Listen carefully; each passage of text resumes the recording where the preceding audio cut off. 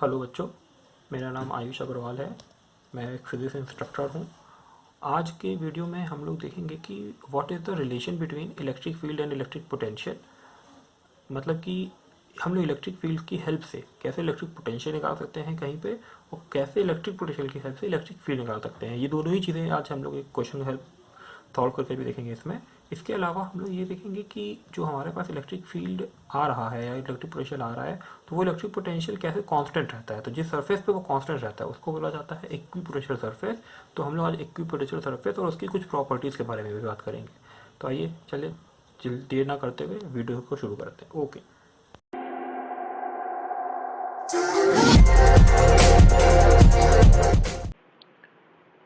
तो बच्चों आज का हमारा टॉपिक है relation between electric field and electric potential.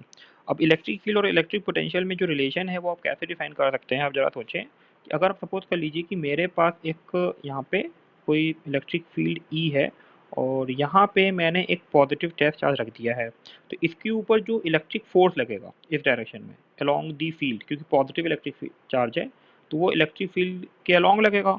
तो हम लोग लिखेंगे force acting on the charged particle is q into e। ठीक है।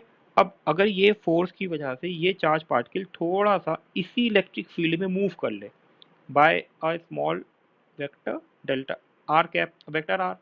ठीक है, पोजीशन वेक्टर आर में ये मूव कर गया इसी इलेक्ट्रिक फील्ड में, तो वर्क डन क्या होगा यहाँ पे। मैं इसको फिर से लिख दे रहा हूँ थोड़ा सा कि suppose this charge particle let this charge q move along the field by a small displacement dr। एकदम छोटा सा डिस्प्लेसमेंट इसमें ट्रेवल किया यहाँ से लेके यहाँ तक, दिस इज dr। तो यहाँ पे वर्किंग कितना आएगा, देन वर्क डन बाय। अब बताओ यहाँ पे वर्क डन कौन करेगा, एक्सटर्नल फील्ड एजेंसी करेगी कि इलेक्ट्रिक फील्ड वर्क डन करेगी। सोचिए आप लोग, यहाँ पे वर्क डन कौन करेगा, एक्सटर्नल एजेंट और इलेक्ट्रिक फील्ड, क्योंकि इलेक्ट्रिक फील्ड के अलॉन्ग जा रहा है तो इलेक्ट्रिक फील्ड करेगा। Work done by electric field, तो यहाँ पे D W is equal to हो जाएगा मेरे पास F dot D R. Okay, हम लोग एफ की वैल्यू को रख दें यहाँ पे, तो ये हो जाएगा Q E dot D R. Dot नहीं हटाएंगे, भी रखा रहने देंगे। तो ये वर्क डन हो गया बाय इलेक्ट्रिक फील्ड। अब आपको पता है कि अगर इलेक्ट्रिक फील्ड के थ्रू वर्क डन इतना आ रहा है तो चेंज इन पोटेंशियल एनर्जी कितनी आएगी। तो now change in potential energy, तो चेंज इन पोटेंशियल एनर्जी का जो फॉर्मूला आएगा हमारे पास वो कितना आएगा, d u is equal to minus of d डब्ल्यू। ये आपको मैंने अब बताया हुआ है कि अगर वर्क डन इलेक्ट्रिक फील्ड की वजह से हुआ है तो d u is equal to d डब्ल्यू, और अगर वर्क डन एक्सटर्नल एजेंट की वजह से हुआ है तो d u is equal to d डब्ल्यू। तो यहाँ पे माइनस नहीं आएगा, ये इलेक्ट्रिक फील्ड की वजह से वर्क डन है इसलिए माइनस आ रहा है। तो यहाँ पे लिखेंगे हम लोग Q E dot D r. अब क्या करें, इस क्यू को नीचे ले आएंगे, तो यहाँ पे लिखा जाएगा d u upon q is equal to minus E dot D r. ठीक है। अब डी यू बाई क्यू क्या है, डी यू बाई क्यू ही हमारा हो जाता है electric potential. D u upon q is equal to minus E dot D r, ये लिखे रहेंगे since d u upon q is equal to D v. ये छोटा सा पोटेंशियल डिफरेंस है। ठीक है, तो D we is equal to minus E dot D R. This is the relation between electric field and electric potential. Mean अब अगर हमारे पास change in potential difference, suppose कर लीजिए कि पार्टिकल जो है वो एक पोजीशन वेक्टर है r1 और वहां से जा रहा है पोजीशन वेक्टर r2 पे। If charge particle move from position R1 to position R2। हम चाहें तो इसको नाम दे सकते हैं फ्रॉम A to B, ठीक है। देन पोटेंशियल डिफरेंस बिकम, तो यहाँ पे हमारे पास पोटेंशियल डिफरेंस कितना आएगा जरा सोचिए। यहाँ रखेंगे तो ये इंटीग्रेट कर देंगे दोनों तरफ, डी डब्ल्यू डी वी इंटीग्रेशन माइनस ई डॉट डी आर। यहाँ पे हम लोग R1 से R2 की तरफ जा रहे हैं। हमने अगर R1 को एक नेम दे दिया, सपोज के लिए R1 को एक नेम दे दिया हमने A, ठीक है, और R2 को एक नाम दे दिया B, तो हम A से B की तरफ जा रहे हैं, तो यहाँ पे लिख देंगे फ्रॉम A टू B। तो यहाँ पे हम जब इंटीग्रेट करेंगे तो ये आएगा v B minus V A is equal to minus R1 to R2 minus e, minus में बाहर ले लेते हैं, minus E dot D.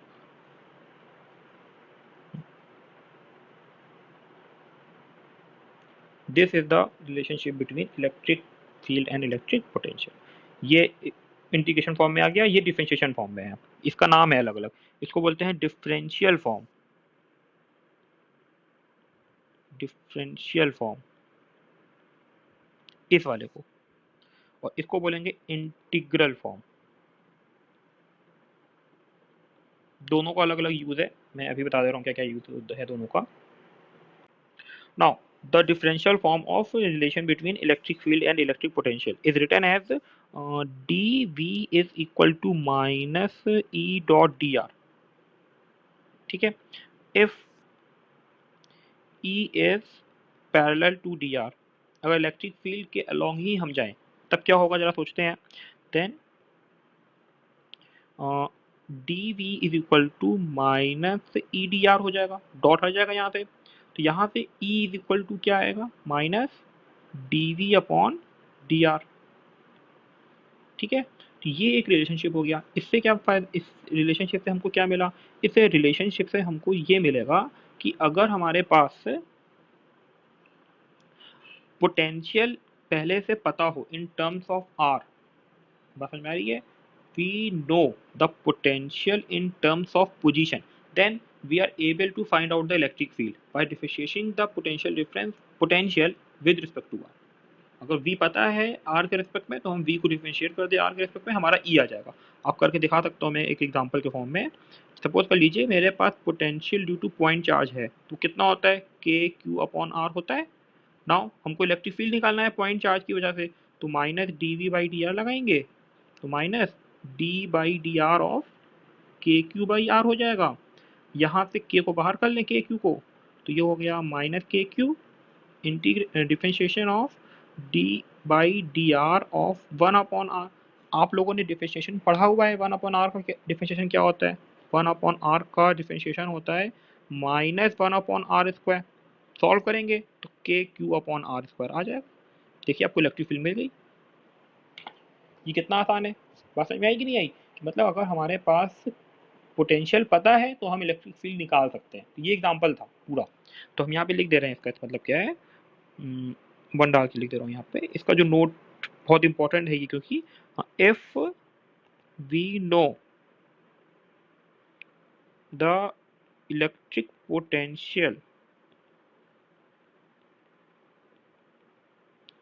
Due to, electric potential due to मतलब नहीं है, electric potential at any point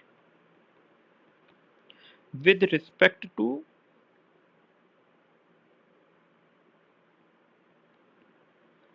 position R, then by differentiating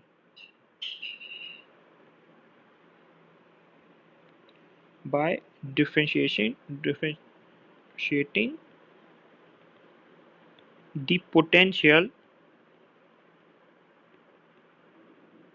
with respect to R, we get electric field at that point। ये बहुत ही important हो गया, ये आपको याद रखना है, इट इज़ वेरी इंपॉर्टेंट। और ये इसका एग्जाम्पल हो गया, आप यहाँ पे इसका एग्जाम्पल भी देख सकते हैं। इसी तरह से अगर सपोज कर लीजिए कि हमको जो ई है वो दिया हुआ है ई एक्स आई कैप ई वाई जे कैप ई जेड के कैप, मतलब हमको इलेक्ट्रिक फील्ड जो है वो कॉम्पोनेंट फॉर्म में दिया है, और हम लोग को जो आर वेक्टर आर है ये भी कॉम्पोनेंट फॉर्म में ले लें। एक्स आई कैप डी एक्स, सॉरी यहाँ डी आर था, तो डी एक्स आई कैप डी वाई जे कैप प्लस डी जेड के कैप। और हम लोग ई और डी आर की वैल्यू को उठा के ऊपर जो ये इक्वेशन नंबर 1 दिख रहा है मुझको वहां रख दो उठा के। अगर हम इस इक्वेशन को उठा के ऊपर वाले में रखेंगे तो यहाँ पे हमको मिलेगा d we is equal to minus e x d x plus e y d y plus e z d Z.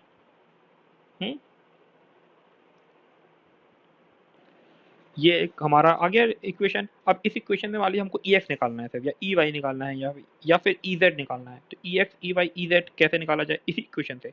तो करते क्या है कि सपोज हमको ई एक्स निकालना है, तो लिखेंगे at y is equal to zero z is equal to zero.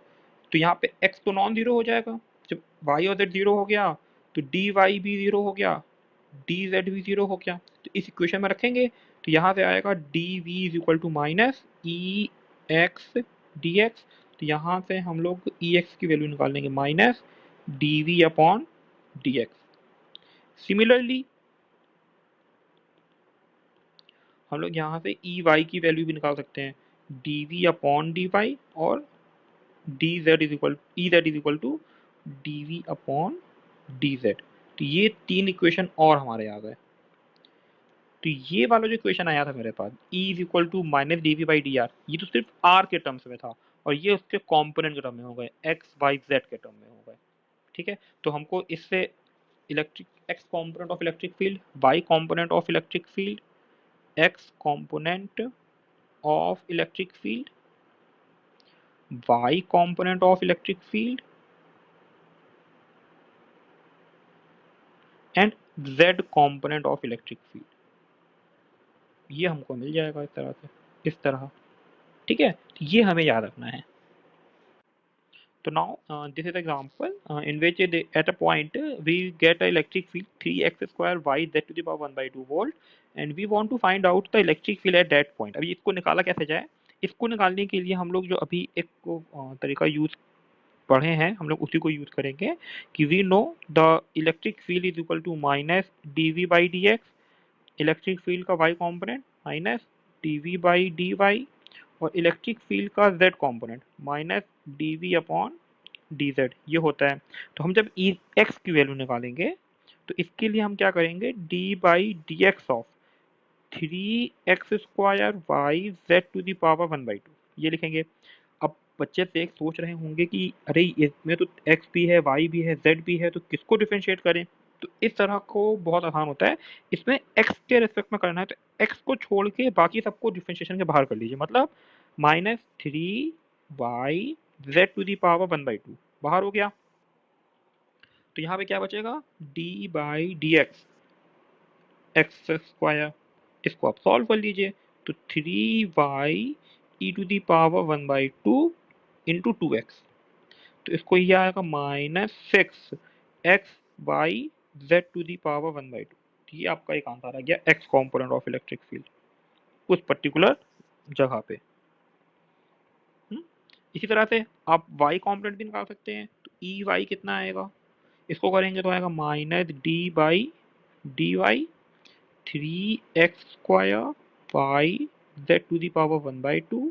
तो again three x square z to the power 1/2 taken outside the differentiation, तो three x square z to the power 1/2 d by d y of y हो जाएगा, और d y by of y 1 हो जाता है, तो यहाँ हो जाएगा three x square z to the power 1/2। ये हमारा हो गया ई वाई।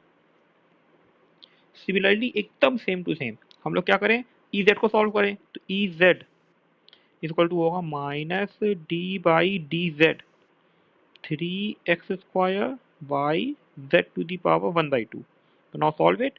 माइनस 3, अब x² y को बाहर कर लिया, क्या बचेगा d z of z to the power 1/2। इसे सॉल्व करते हैं तो -3x²y, अब z टू दी पावर 1/2 को सॉल्व करेंगे तो ये आएगा z to the power 1/2 minus 1/2, तो ये -1/2 बचेगा, तो यहाँ पे आएगा 1/2 z टू दी पावर 1/2, ये डिनोमिनेटर में हो जाएगा। तो ये -3/2 x²y z to the power -1/2 ऐसे भी लिखा जा सकता है। तो ये हमारा ई जेड आ गया। अब क्या करें हम लोग कि ई एक्स ई वाई ई जेड को उठा लें यहाँ से, और ई की जो फॉर्मूला होता है ई एक्स आई कैप ई वाई जे कैप ई जेड के कैप उठा के यहाँ रख दें। तो ई एक्स का फॉर्मूला क्या आया था मेरे पास, ये आया था, इसको यहाँ तो उठा लेते हैं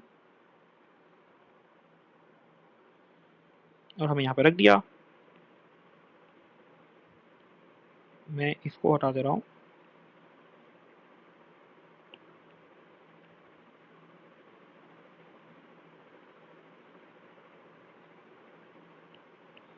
यहाँ से हट जाएगा पूरा, तो ये पूरी वैल्यू आएगी ऐसे।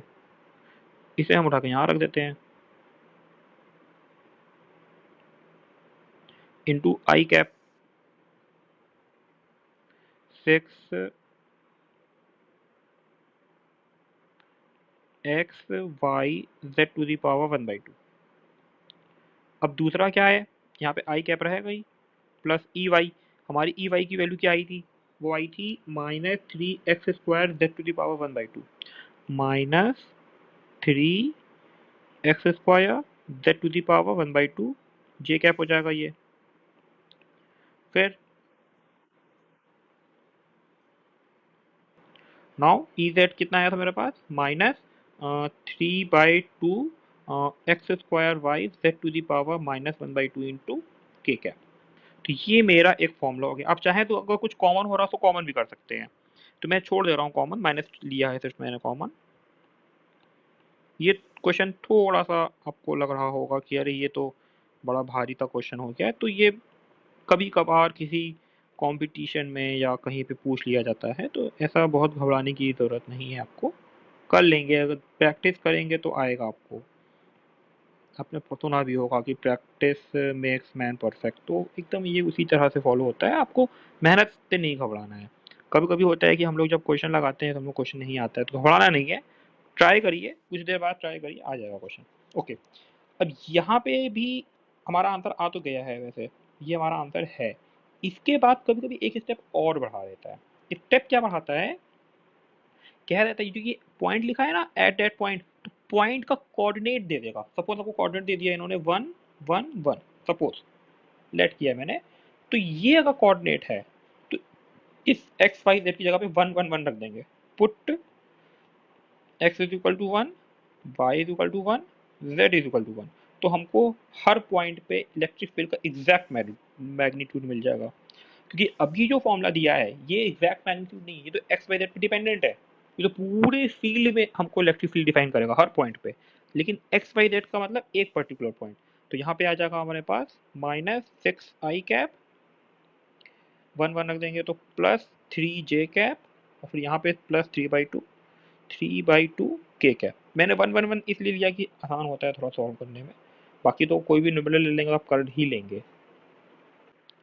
तो अभी तक हम लोगों ने डिफरेंशियल फॉर्म ऑफ एक relation between electric field and electric potential कर लिया है। अब हम करने जा रहे हैं relation between electric field and electric potential का इंटीग्रल फॉर्म। तो इंटीग्रल फॉर्म होता क्या है लिख लेते हैं पहले, v B minus V A, यही था ना, देख लीजिए आप वहाँ पे।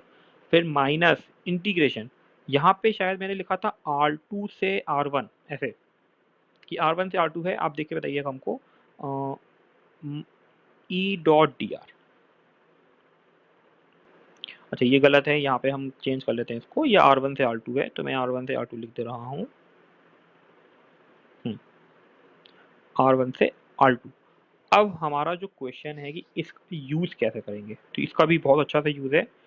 use of this equation is we are able to find out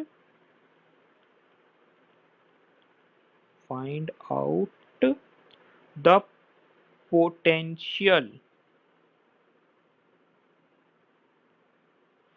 at potential और potential difference दोनों potential और potential difference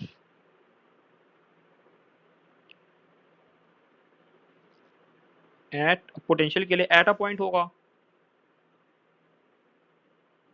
at a point और between to the point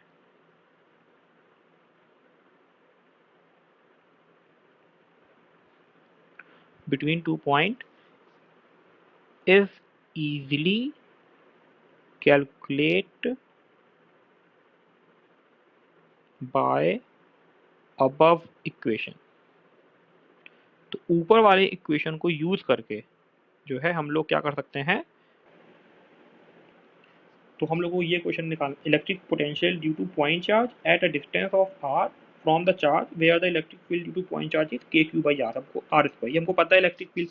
अब इसकी वजह से पोटेंशियल क्या आएगा देखते हैं इस फॉर्मूले को यूज करते हुए। देखिए तो हम पहले यहाँ पे थोड़ा सा कंस्ट्रक्शन करेंगे। Suppose this is plus Q जिसकी वजह से हमको निकालना है आर डिस्टेंस पे पॉइंट है पी।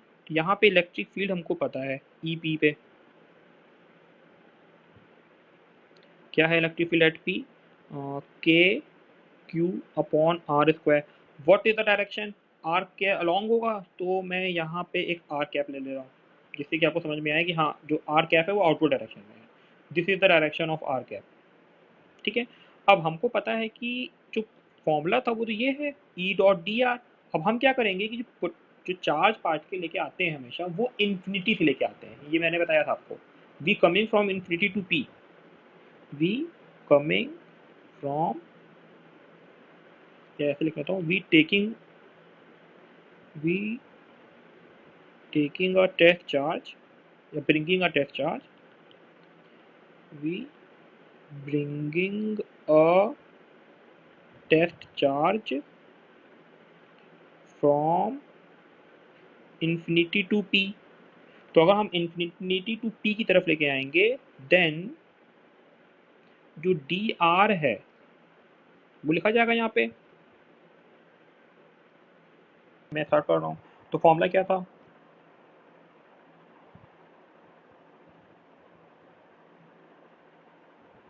तो फॉर्मूला है मेरे पास V B minus V A, यही फॉर्मूला है आप देख सकते हैं। हम V B minus V A is equal to minus integration R1 to R2 और E डॉट डी आर। तो यहाँ पे जो B वाला पॉइंट है ये P है, ठीक है, और जो A वाला पॉइंट है वो इन्फिनिटी है। तो जब B वाला P हो जाएगा तो जो R2 है हमारे पास वो R हो जाएगा और जो R1 है हमारे पास वो इन्फिनिटी हो जाएगा। तो ये इक्वेशन को लिखा जाएगा अब इस तरह। The equation is written as after assuming this Vp minus V infinity is equal to minus R1 की जगह पे infinity, R2 की जगह पे R, E dot D R.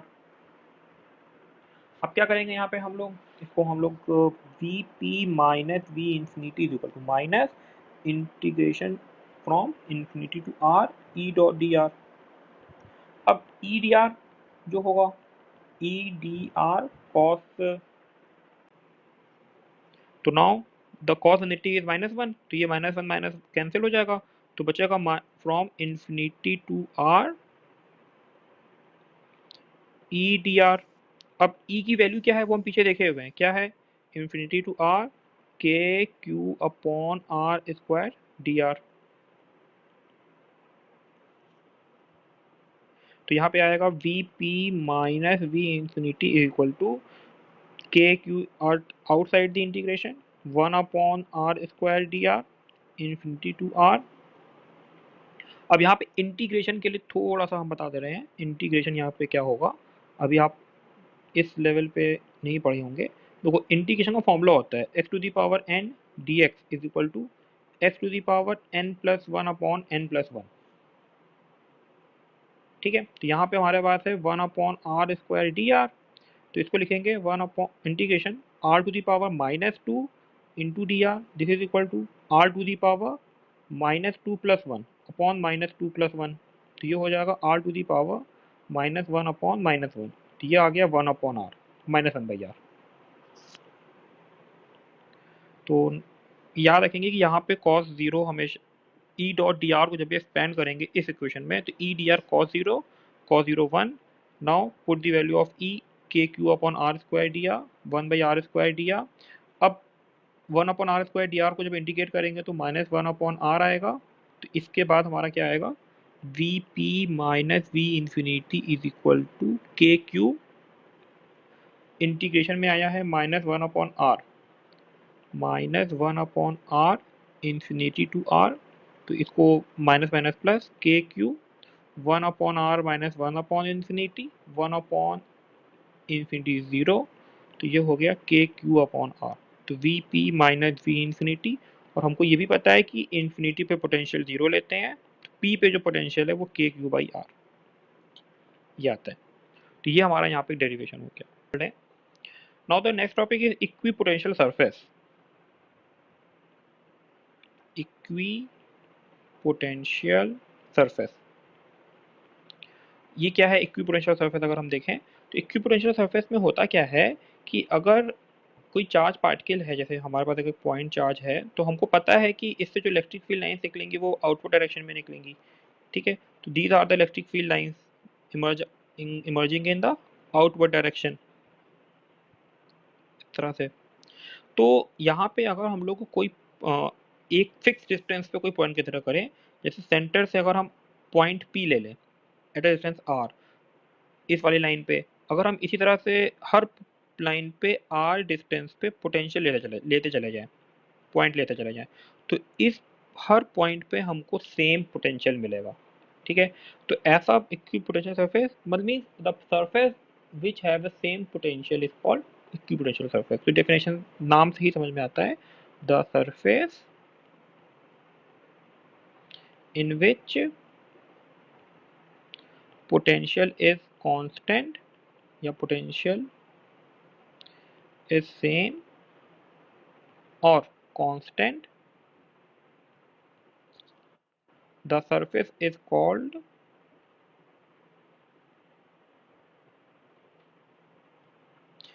equipotential surface।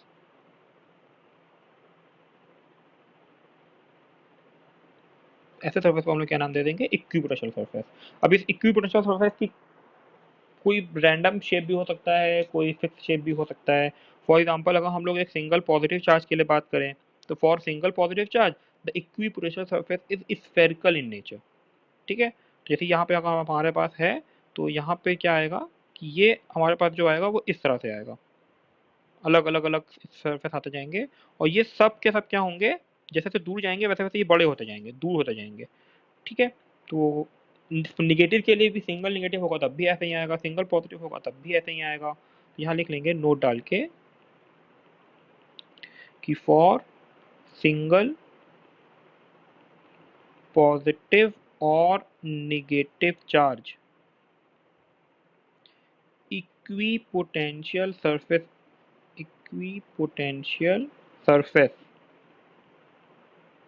is spherical in nature।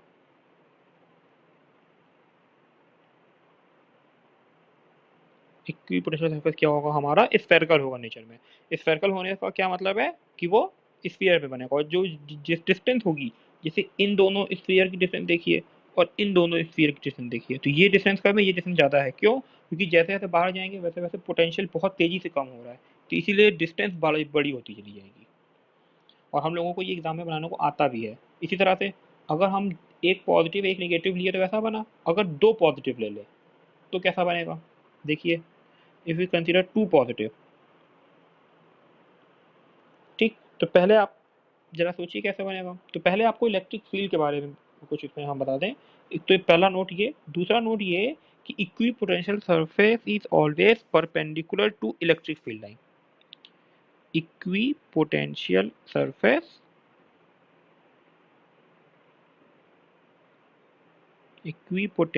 surface is always perpendicular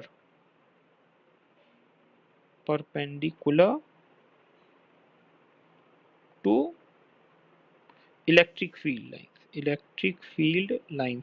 तो ये हमेशा electric field lines के परपेंडिकुलर होंगी, ये भी हमको याद रखना है। ठीक है, नेक्स्ट, तो हम दो पॉजिटिव ले लिया मैंने, तो इनके लिए हमको बनाना है। तो हमको पता है कि इलेक्ट्रिक फील्ड लाइंस कैसे बनती हैं दो पॉजिटिव के लिए, ये आप लोगों ने पहले पढ़ा हुआ है। तो now these are the two positive charges. तो ये जो रेड कलर में है वो क्या है, electric field, these are the electric field, ये भी इलेक्ट्रिक फील्ड है। और अगर हम लोग देखें, ये जो मैंने ये ब्लू कलर की लाइंस बनाई हैं, ये क्या है, ये हमारे पास जो होंगी ये इक्विपोटेंशियल सरफेस, इक्विपोटेंशियल सरफेस। और ये कब equipotential surface, when there are the two similar type of charge, मतलब दोनों पॉजिटिव हो या दोनों नेगेटिव हो, तो इस टाइप का बनेगा। लेकिन अगर एक पॉजिटिव और एक नेगेटिव हो जाए तो क्या होगा, तो हम लोग देखते हैं क्या होगा। अब देखते हैं एक पॉजिटिव और एक नेगेटिव के लिए। सपोज दिस इज पॉजिटिव, तो the electric field line between the two point charges और of opposite in nature like this. अब यहाँ पे हमारे पास इक्विपोटेंशियल सरफेस कैसा आएगा, तो देखिए मैंने एक बार आपको बताया था कि अगर एक पॉजिटिव और एक नेगेटिव है तो इसके बीच में नेट पोटेंशियल जीरो होता है। तो एक तो ये समझ में आया कि यहाँ पे आपको जो इक्विपोटेंशियल लाइन सरफेस मिलेगा तो वो इक्विपोटेंशियल सरफेस ऐसा होना चाहिए कि जो कि एकदम इस पॉइंट से पास करे और परपेंडिकुलर हो। तो एक तो ये मिलेगा। हम्म, एकदम प्लेन। ठीक है, तो ये जो प्लेनर है ये आपका क्या है, इक्विपोटेंशियल सरफेस।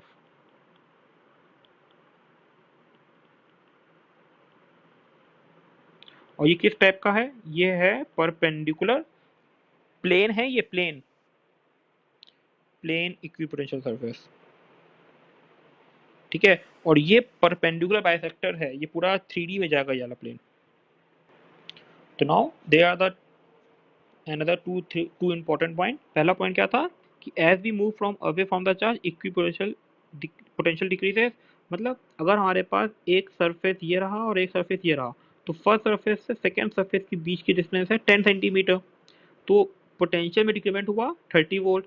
लेकिन अगर हम लोग further first surface second surface से थर्ड सरफेस तक जाएं तो अब भी डिस्टेंस में जो है वो 10 सेंटीमीटर है, लेकिन अब पोटेंशियल 50 से 20 मतलब ज़्यादा कम होएगा, ये हमको याद रखना है।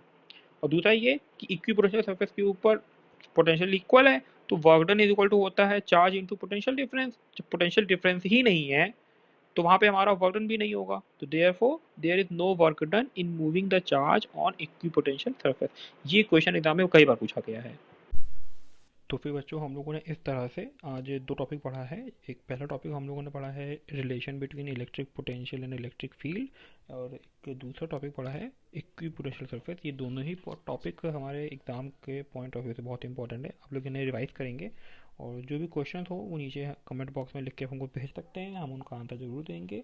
तो आज के लिए इतना ही, कल मिलते हैं। Okay, bye bye.